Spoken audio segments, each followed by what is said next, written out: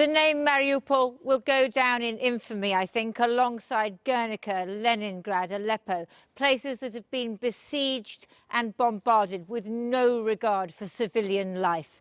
Now, what we hear is that today some further buses may have just got out, or they may have got out yesterday and proceeded up the road. And the Ukrainian authorities say that some of those buses were shot at by the Russians and that 4 children were injured, including one critically. Now, there were 430,000 citizens in Mariupol initially. The official death toll is 2,300, but it's likely to be much higher than that when the final account is made. The testimonies I've been hearing may one day be used as evidence in war crimes tribunals, and viewers may find what they hear and the language used distressing. It's a miracle that they made it. But if you're desperate, you just drive, even if your car's been hit by shrapnel.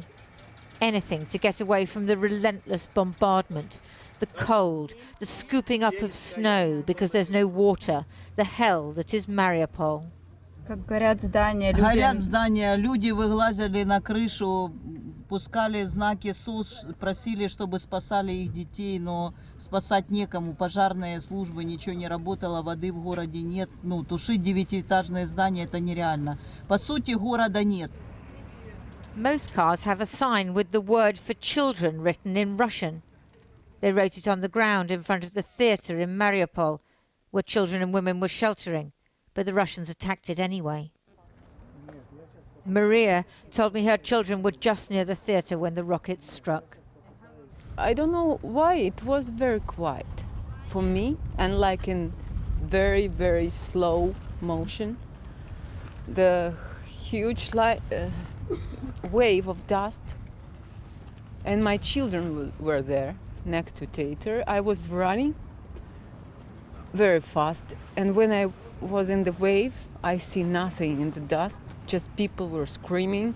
The pieces of stone was around us, and I was yelled their names, and they answered. It was a horrible moment. You must have really worried at that moment. Yes.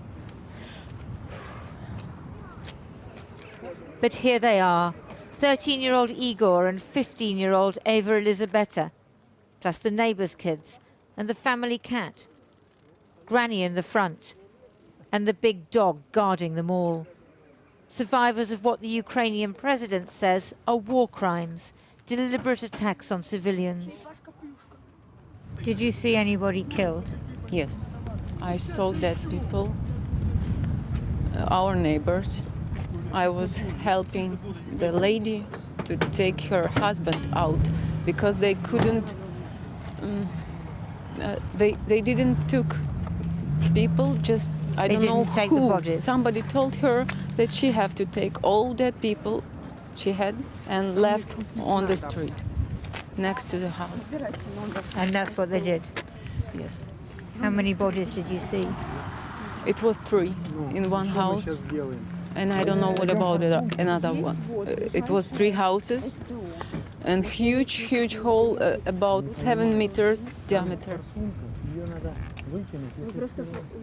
Pieces of people around.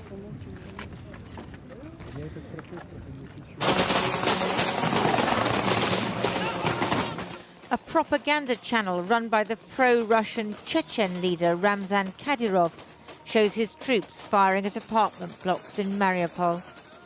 Chechens at a roadblock made Maria and others wipe the video and photos from their phones. They know about evidence and war crimes. Another miracle, that Vlad and his friend got here after artillery smashed up their cars outside his apartment. They drove like this for 2 days. They also managed to hide their phones from the checkpoint guards. In Mariupol, they sneaked video of a Russian armoured vehicle. There are many more like it in the town today. Another was parked just near their block. Люди в основном находятся на улице, потому что на улице теплее, чем в квартире. Лично у меня на 8-м этаже прилетел снаряд. Я живу в 9-этажке. 9-й этаж мой более-менее уцелел. Нету стекол только с одной стороны квартиры. Трупы лежат на улице, просто прикрытые полотенцами. More cars have been arriving every day. 40,000 plus people have come to Zaporizhia, most to this shopping centre turned into a staging post. Inside, people get free hot food and maybe a sense that they can breathe again. Unlike others, whom they say the Russians took to the village of Bezimen. The Ukrainian government says that some 60,000 Mariupol residents have been kidnapped and taken to Russia. Морской бульвар, там наши солдаты были. Они до последнего защищались, до последнего. Они их расстреляли всех буквально, понимаете? А людей вывезли насильно. Они не хотели выезжать, они их насильно вывезли безыменно. Насильно выгнали из домов со своих и вывезли насильно. А наших солдат, до последнего, которые наши солдаты стояли до последнего, защищали нашу землю, нашу. Мы не к ним пришли, они к нам пришли. Они к нам пришли, понимаете? And yet, even as the Russians destroyed Mariupol, some people took their side, buying President Putin's claim that this war is to protect Russian speakers from the Ukrainian government. I heard that our president gave our city the name of hero, but it's not true. People there are horrible right now. The war show your face, your real face, and people stealing, and they not share. They not help each other. Today we got information that Russians already inside city, and some people very happy about it. I'm sorry to say, but it's bullshit. We all speak Russian, and nobody never denied to speak like this. Imagine being old, scarcely able to walk, and enduring such horror. Страшный сон. Стреляли, бомбили, в подвале жили. Вот Донечка расскажет. Ни сил не договорить. Да, можно мы пойдем? Потому что 2 недели в подвале, это тяжело и очень далеко ехать. Even those who survived World War II and the Nazi occupation of Ukraine can't quite believe it. Я помню только конец войны. Вот. И этот самый, оккупированной территории жили и жители с немцами, и этот самый. Но такого еще вот это, бросать бомбы на жилые дома, дома загораются, вот, люди падают, лежат мертвые, и никому этот самый. Я говорю, нашим союзникам неужели не может помочь были Украине остановить эту войну ужасную? What of those who remain in Mariupol, surviving in the rubble? The Russians say from today no one is allowed to escape. More may die of hunger or cold, or be killed in fighting, as the Russians strive to take full control of the wasteland that they've created. Now, while the Russian invasion does remain stalled in most of the country, in Mariupol they are making progress. They've moved from the east of the city right into the centre, and it does seem very difficult for the Ukrainian forces to hold on to much of Mariupol. So I think there will be a lot of soul-searching tonight amongst the Ukrainian military and their politicians about not surrendering, because what is going to happen to the civilians who remain there? Is not surrendering going to make their plight even worse than it is now? So tonight, as we all go to bed, I think one thing we do know, which is that the people of Mariupol will overnight go through more utter hell.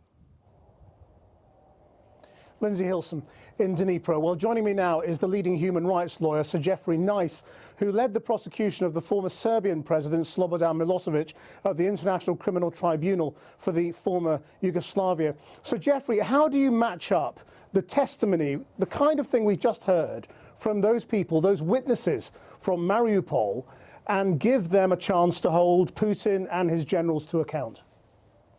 I think it's completely clear that this is a war of aggression, that war crimes and crimes against humanity have been committed. And insofar as law, lawyers and judges can serve any purpose, and it's only limited the purpose that law can serve at the moment in the conflict, it's time for that to be set out without qualification by anyone who gets a chance to say it. And the evidence that you've heard, which is just part of a huge mass of evidence coming from journalists, individuals speaking to journalists, as well as other sources, is clearly enough. There is no need to delay if we can find the right process. This matter should be recorded as what it is, the gravest of possible war crimes. Milosevic could be arrested because he was no longer president. As long as Putin is president, is there any way to get him into a court? Probably not. Milosevic was handed over to everyone's surprise, really, when his regime toppled. So unless Putin finds himself replaced, if he's able to live in Russia with protection from outside, then no, he won't face trial. But you'd be quite surprised, or history shows us that we can be surprised about the way things develop. Even if he stays in Russia, even if some court somewhere determines that he's a very guilty man, he will, of course, be subject to limitations. He'll never be able to travel because he will never be safe from the possibility of being arrested and put on trial, or taken to The Hague and put on trial there. So could he be charged? I mean, can a mechanism be set up now, regardless of his arrest or cooperation, and charge him, given all the evidence that already exists? You can't necessarily charge him. You can certainly get to the stage of preferring an indictment against him. I think there's a really important point here that people don't seem to be confronting.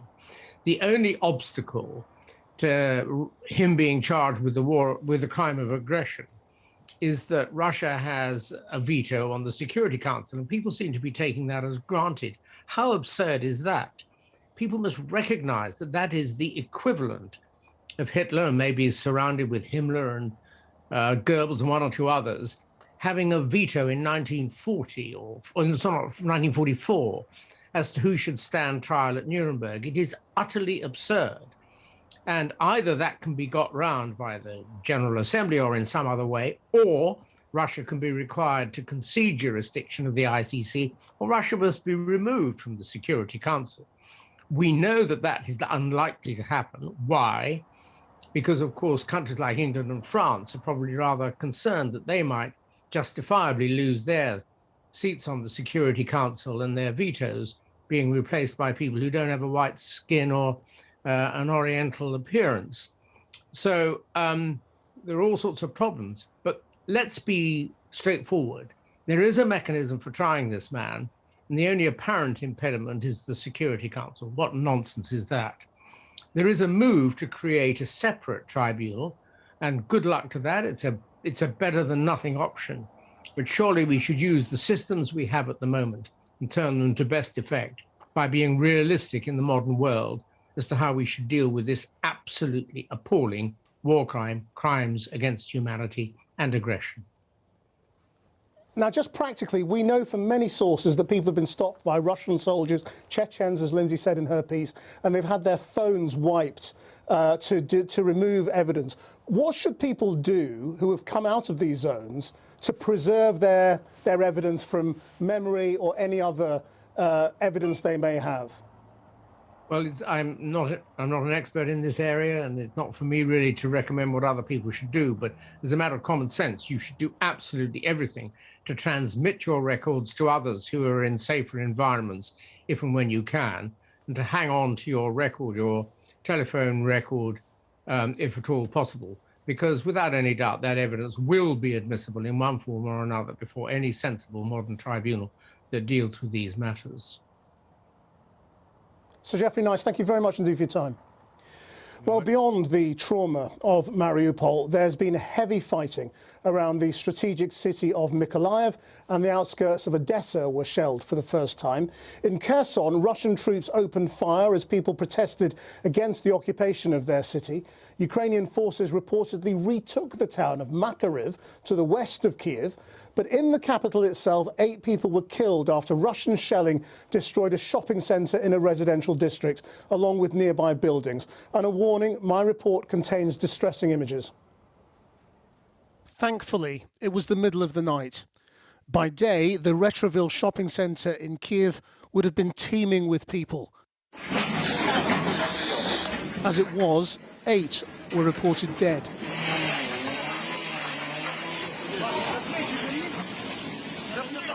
Emergency workers scrambled to pull survivors from the wreckage.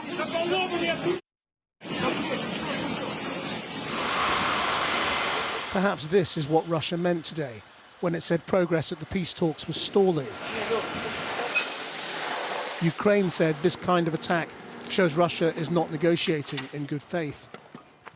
The shopping centre was in a residential area of Podilsky, which has taken several attacks in recent days. Surrounding blocks were also badly damaged in the explosion. Не можу розказати, бо моє дитя оце робила тут. Оце. Вона вчора ще на роботі була. А вчора оце вечором случилося. This is what it looked like to the Russians, who had designated it a military target. A photo appeared on social media seeming to show Ukrainian military vehicles parked at the shopping centre. Elsewhere in Kyiv, people were trying to salvage whatever they could from an earlier attack on a residential block. The television images perhaps giving new meaning to breaking the fourth wall.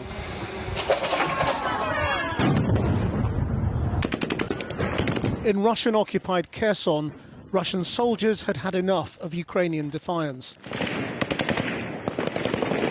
Today, as the daily protests started again, soldiers opened fire. It's thought mostly into the air, firing tear gas too to drive people back. The elderly in Kherson just going about their business, caught up in the chaos. One man was hit in the leg, but there are no other reports of serious injuries yet. It is this kind of daily humiliation by unarmed civilians that Russian forces in Kherson are clearly trying to stop. The images have been going viral on social media for days. Many activists are now scared to send messages to the media outside, having been warned of the consequences by the Russians who've taken over their town. This message was from Kherson councillor Ilya Karamalikov. Сегодня был митинг в городе Херсоне. Это первый митинг, где пролилась кровь наших горожан, потому что сегодня этот митинг решили разогнать. In Sumy, to the north, the Ukrainians said an attack on a chemical plant led to the release of ammonia, which causes severe burns and even death if breathed in. It had come days after Russia had claimed Ukraine was developing chemical or biological weapons, a claim condemned in the West as the precursor to a false flag attack. The leak was contained and there are no reported injuries. The Russians claimed it was a Ukrainian provocation. Напомню, что еще 19 марта мы официально предупредили о минировании данного предприятия украинскими националистами для совершения провокации с целью обвинения России в якобы применении химического оружия. Today's attacks, then, are not simply distressing, but increasingly part of the information war Russia is well used to waging, designed to introduce doubt about precisely what is going on. This was my home. This was my friend.